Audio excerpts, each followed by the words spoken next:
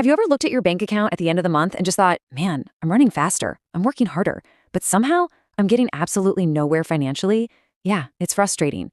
Today, we're decoding the mystery of America's shrinking paychecks. We're going to break down exactly what's happening behind the scenes of our macroeconomy and, much more importantly, how you can strategically navigate the whole shebang. So I want to kick things off by asking you a question. What if I told you that getting a raise could actually leave you poorer? Right? Just take a second with that, because it sounds completely backward. But every single year, millions of Americans celebrate a salary increase. Picture a hardworking, middle-class family. They put in the overtime, take in on the extra projects, and boom, they finally get that long-awaited 5% bump in pay. They celebrate, maybe they go out for a really nice dinner, finally feeling like they're getting ahead. But then, over the next 12 months, this quiet reality sets in. They start to realize they're actually buying less food, paying way more for housing, and putting away a smaller percentage of their income than they were before the promotion even happened. And this mathematical reality illustrates exactly why that happens. Think about that fantastic 5% salary increase. Now, pit it against an 8% spike in the overall cost of living. Even though they're bringing home more actual physical dollars in their paychecks, their true buying power, it actually shrank by a net 3%. It's literally like running on a treadmill that's speeding up while you're getting tired. So where did the money actually go? Well, welcome to WID, helping millions understand the money behind America's biggest stories. Because every dollar has a story, and today we're decoding this one. Okay, let's dive into this. Section 1, the inflation mystery. We're moving into our first major piece of the puzzle here, decoding the invisible forces shaping the economy, and looking at why everyday items suddenly demand way more of our hard-earned cash. So, we know inflation is technically defined as the gradual loss of purchasing power of a currency over time, which results in a sustained increase in prices. But let's put that in plain English. In the context of our modern economy, it simply means the dollars sitting in your pocket right now are actively shrinking in utility. When the money supply expands faster than the actual production of goods and services, the currency gets debased. It's not that the items on the shelves are magically changing or getting better or becoming more intrinsically valuable. It's just that the ruler we use to measure value, our currency, has lost its edge.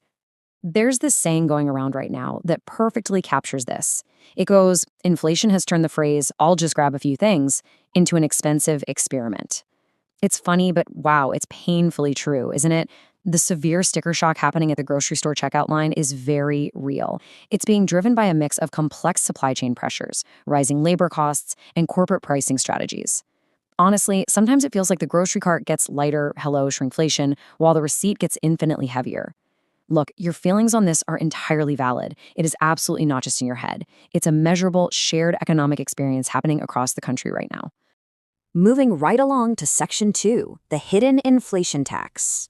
We need to shift our focus to why the middle class gets hit the absolute hardest by this phenomenon.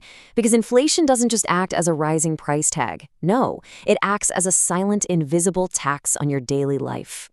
When we look at a standard middle-class budget, we see a massive 40% going straight to housing and utilities, and another 50% going to essentials and childcare. That leaves a tiny, super fragile 10% slice for savings. The mechanics of this squeeze are just brutal. Wage growth is typically what economists call sticky, meaning it takes a long time for companies to adjust salaries upward. But the cost of inelastic goods, the things you literally cannot survive without, like rent, heat, groceries, those adjust upward almost immediately. During inflationary periods, those fixed essential categories violently expand. And because you can't just stop paying rent or stop feeding your kids, they squeeze out that tiny 10% savings slice, creating deep financial anxiety for hardworking households who are doing everything quote-unquote right, but are still falling behind. It's a really tough spot to be in, watching that financial cushion just disappear. But here's the thing. The biggest danger of inflation happens completely by accident. It's not just the sudden painful spikes at the gas pump. It's how people unknowingly lose their wealth over time, often while they think they are playing it completely safe. I want to let this number sink in for a second. $5,200. This isn't just some abstract consumer price index stat you hear on the nightly news. This represents the exact annual purchasing power a typical family might lose in a high inflation environment just by keeping their money stagnant in a low-yield checking or savings account. Think about that. That's a family vacation. That's a crucial emergency fund. That's total peace of mind. Just quietly, ruthlessly drained away from a household's actual wealth without them ever swiping a debit card or spending a single dime. So, how does this actually affect different groups? Well, it's like a giant puzzle. Some adapt easier, like asset owners and fixed rate borrowers. If you own a home with a 30-year fixed mortgage, your monthly payment is locked in, right? So, as inflation rises, the real value of the debt you owe actually decreases. You're effectively paying the bank back with cheaper, less valuable dollars, all while your property value is likely climbing. But others face intense pressure, like cash savers, retirees on fixed incomes, and renters. Cash aggressively loses its purchasing power, fixed pensions don't stretch as far, and landlords naturally pass on their increased costs directly through rent hikes. Now, to be clear, we aren't looking for villains here. This is purely about economic mechanisms and incentives. Different financial positions simply fare differently depending on the macroeconomic environment. Which brings us to Section 3, the housing market squeeze. This is arguably the most critical area for middle-class Americans because inflation completely reshapes the fundamental American dream of homeownership. Just trace this path with me. Step 1 is years of disciplined saving for a down payment. But then Step 2 hits, spiking housing shortages. This is driven by years of underbuilding, sky-high construction material costs, and institutional buyers soaking up supply, all of which pushes home prices to record highs. So, to combat this inflation, the central bank intervenes with Step 3. Aggressively rising mortgage rates. Suddenly, borrowing money becomes incredibly expensive. A house that was totally affordable at a 3% interest rate becomes completely out of reach at 7%, which inevitably leads to Step 4, delayed purchases. All these compounding factors have severely stretched out the timeline for renters trying to buy a home. It locks them out of a primary wealth-building tool and forces them to rent longer, in a market where, you guessed it, monthly rents are also aggressively rising. This quote perfectly captures a new everyday reality. Many Americans have mastered the art of staring at a restaurant menu for 5 minutes before quietly deciding to cook at home. This isn't just numbers on some macroeconomic spreadsheet, it's a profound shift in daily microeconomics. It's delayed goals. It's families realizing they have to make tangible sacrifices and pull back on the small joys, the nights out, the little luxuries, just to keep the monthly budget from going completely into the red. Now, I know it can feel incredibly overwhelming, but we aren't here just to focus on the agitation of the problem. Because here's a fascinating truth I really want you to remember. The families who handle inflation best usually have one habit in common. Are you ready for it? They actively adapt instead of passively reacting. They shift their mindset from simply surviving the economic weather to structurally storm-proofing their financial house. Let's look at exactly how they do that in Section 4. Smart ways to adapt. I want to be extremely clear up front. These are practical, evidence-based educational concepts, not quick wealth promises. Navigating inflation is all about making informed decisions to build true financial resilience over time. First up, build emergency savings in a high-yield account. Having a liquid cash buffer prevents you from having to rely on high-interest credit cards when prices for essentials suddenly spike. Second, relentlessly pay down variable, high-interest debt. Compounding interest works against you at a terrifying speed when budgets are tight and rates are high. Third, invest for the long term according to your personal risk tolerance. Historically speaking, holding productive assets like equities or real estate is how purchasing power is protected against currency devaluation. And fourth, increase your earning potential through new skills. Your human capital is ultimately your absolute best inflation hedge. If you can provide more value in the marketplace, your income can scale to actually meet the rising cost of living. On a day-to-day level, adaptation requires smart budget moves. Compare your recurring expenses immediately. Brand loyalty doesn't always pay when auto or home insurance premiums rise, so you really have to shop around. Negotiate major bills where you can. Honestly, you'd be surprised what a polite but firm phone call to a service provider can do.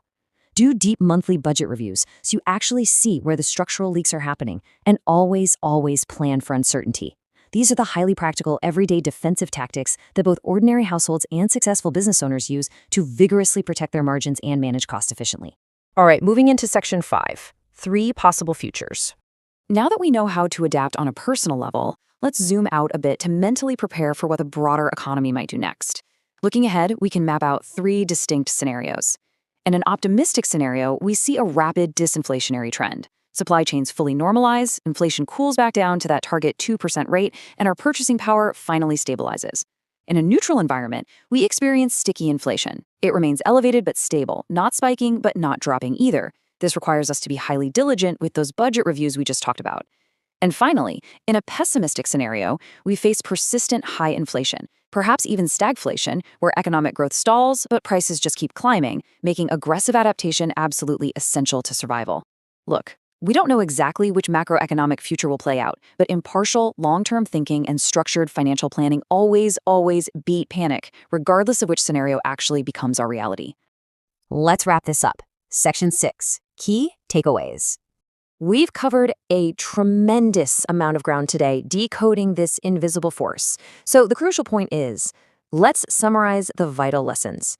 To recap, inflation is fundamentally a hidden tax on your hard-earned purchasing power.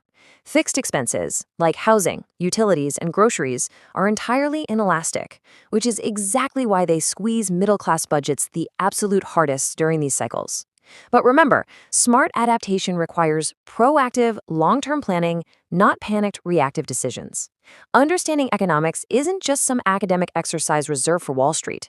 It is deeply, personally empowering. It allows you to peer behind the curtain, decode the forces at play, and make highly informed decisions for your family's future with calm, calculated confidence. Which brings us to a final provocative question I want to leave you with today. Will you let inflation silently drain your purchasing power, or will you actively adapt? The choice is entirely in your hands.